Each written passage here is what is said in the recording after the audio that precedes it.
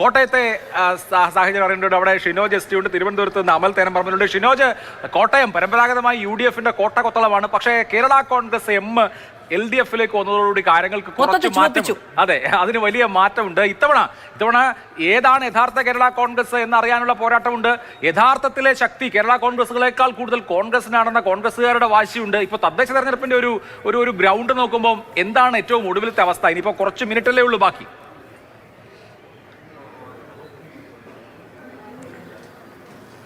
അഭിലാഷെ, കഴിഞ്ഞ തവണ ചുവന്നത് അത് ഇത്തവണയും അങ്ങനെ തന്നെ ചുവരും ചുവന്ന് തന്നെ നിൽക്കും എന്നൊരു പ്രതീക്ഷ തന്നെയാണ് LDF കേന്ദ്രങ്ങളൊക്കെ തന്നെ വച്ച് പുലർത്തുന്നത്. കഴിഞ്ഞ തവണ ആകെയുള്ള 71 ഗ്രാമപഞ്ചായത്തിൽ 51 ഗ്രാമപഞ്ചായത്താണ് ഇത്. 18 മാത്രം UDF-ന് വിജയിക്കാൻ കഴിഞ്ഞത്. 2 BJP-ക്ക് അധികാരത്തിൽ തന്നെ കഴിഞ്ഞു. മുത്തോലി, അതുപോലെ പള്ളിക്കത്തോടെ കിടക്കുന്നു. സമയം 7:40. ഇനി 20 മിനിറ്റ് സമയം മാത്രം വോട്ടെണ്ണൽ തുടങ്ങാൻ. സ്ട്രോങ് റൂമുകൾ തുറക്കുകയാണ്.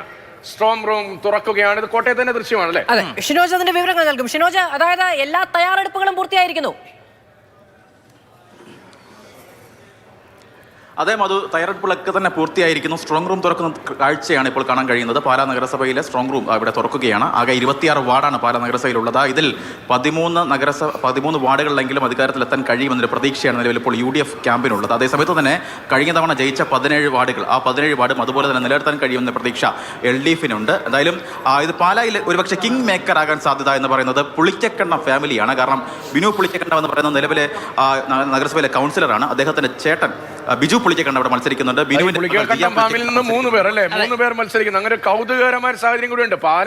പാലയുടെ ചരിത്രം, മാണി സി കാപ്പന്റെ കുടുംബം രാഷ്ട്രീയത്തിൽ വേരൂന്നിയ കുടുംബമാണ്. അതിന്റെ തുടർച്ചയായിട്ടാണ് മാണി സി കാപ്പൻ വന്നത്.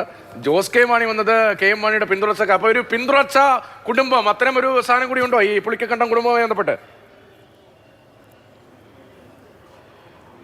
തീർച്ചയായും പുളിക്കക്കണ്ടം ഒരുപക്ഷെ പാലാ നഗരസഭയിൽ ഒരുപക്ഷെ കിങ് മേക്കർ ആകാൻ സാധ്യത നിലവിൽ പുളിക്കക്കണ്ടം കുടുംബമാണ്. കാരണം ആർക്കും കേവല ഭൂരിപക്ഷം കിട്ടാതെ വന്നാൽ, കാരണം 26 വാർഡ്, അതിൽ കഴിഞ്ഞ തവണ UDF-ന് 9 ഉണ്ടായിരുന്നു. അവരെ സംബന്ധിച്ച് ഏതെങ്കിലും തരത്തിൽ 2 വാർഡ് കൂടി അഡീഷണൽ ആയിട്ട് കിട്ടുകയാണെങ്കിൽ 11 വാർഡാകും. അങ്ങനെ വന്നാൽ ഈ 3 പേർ, നിലവിൽ ഈ പുളിക്കക്കണ്ടത്തിൽ നിന്ന് ജയിക്കുന്ന 3 പേരും UDF-നൊപ്പമാകാൻ നിൽക്കാനുള്ള സാധ്യതകളാണ് ഏറ്റവും കൂടുതലുള്ളത്. LDF-മായും കേരള കോൺഗ്രസുമായും, പ്രത്യേകിച്ച് ജോസ് കെ മാണിയുമായും പുളിക്കക്കണ്ടം കുടുംബത്തിന് നേരത്തെ തന്നെ വലിയ എതിർപ്പൊക്കെ ഉണ്ടായിരുന്നു. അതുകൊണ്ട് തന്നെ LDF-നൊപ്പം നിൽക്കാനുള്ള സാധ്യത വളരെ വിദൂരമാണ്. അതിനാൽ തന്നെ ഈ 3 പേർ ജയിച്ചു വരുന്ന, ഈ പുളിക്കക്കണ്ടത്തിൽ നിന്ന് ജയിച്ചു വരുന്ന 3 പേർ ഒരുപക്ഷെ UDF-നൊപ്പമായൊക്കെ നിൽക്കുക.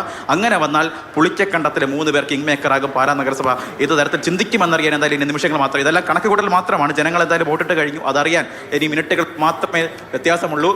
സ്ട്രോങ് റൂം ഇവിടെ തുറക്കുകയാണ്. റിട്ടേണിംഗ് ഓഫീസർ നേതൃത്വത്തിൽ സ്ട്രോങ് റൂം പൂർണ്ണമായും തുറന്നു കഴിഞ്ഞു. എന്തായാലും ദൃശ്യങ്ങൾ കാണുമ്പോൾ ഏതെങ്കിലും തരത്തിൽ ഒരുപക്ഷെ അഭിലാഷിനൊക്കെ ഓർമ്മയുണ്ടാകും. പാലാ ഉപതെരഞ്ഞെടുപ്പ് നമുക്ക് ആ സമയത്താണ് അഭിലാഷാണ് ചോദിച്ചെന്ന് തോന്നുന്നു. മാണി സി കാപ്പനുണ്ട്, ജോസ് കെ മാണി ലഡുവൊക്കെ വാങ്ങി വെച്ച് എല്ലാം തയ്യാറായ സമയത്ത് മാണി സി കാപ്പൻ പറയുന്ന ഒരു തഗ്ഗുണ്ട്.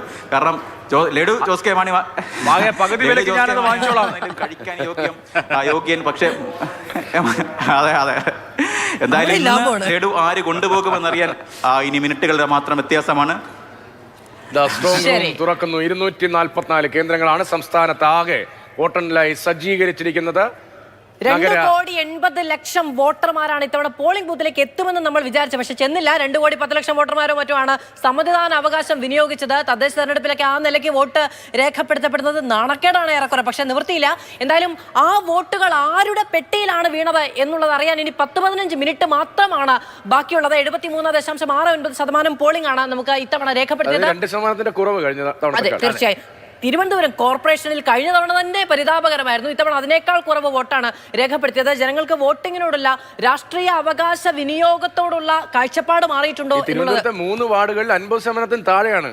50% പേർ പോലും വോട്ട് ചെയ്തില്ല. നഗരത്തിന്റെ ഒരു സ്വഭാവം അങ്ങനെയാണ്. നഗര കേന്ദ്രീകൃതമായ ഇടങ്ങളിൽ വോട്ടിംഗ് കുറയുന്നത് ഇവിടെ സൂചിപ്പിച്ചതുപോലെ ആശങ്ക ഉണ്ടാക്കുന്ന കാര്യമാണ്. 17,337 ഗ്രാമപഞ്ചായത്ത് വാർഡുകൾ, 2,267 ബ്ലോക്ക് പഞ്ചായത്ത് വാർഡുകൾ, 346 ജില്ലാ പഞ്ചായത്ത് ഡിവിഷനുകൾ, 3,240 മുനിസിപ്പാലിറ്റി ഡിവിഷനുകൾ, 421 കോർപ്പറേഷൻ ഡിവിഷനുകൾ.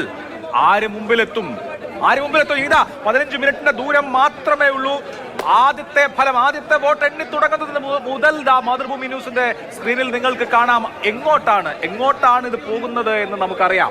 വിപുലമായ ക്രമീകരണമാണ്. ആ സ്ക്രീനിലേക്ക് ഒരു തവണ ഒന്ന് നോക്കുക. സ്ക്രീനിൽ കേരളം എന്ന് കാണുന്ന ഹെഡറിന് താഴെ കോർപ്പറേഷൻ, മുനിസിപ്പാലിറ്റി, ജില്ലാ പഞ്ചായത്ത്, ബ്ലോക്ക് പഞ്ചായത്ത്, ഗ്രാമപഞ്ചായത്ത്, അവിടെ LDF എത്ര, UDF എത്ര, NDA എത്ര ലീഡ് ചെയ്യുന്നു എന്നതും ആകെ ഡിവിഷനുകളുടെ എണ്ണവും നമുക്ക് കാണാം.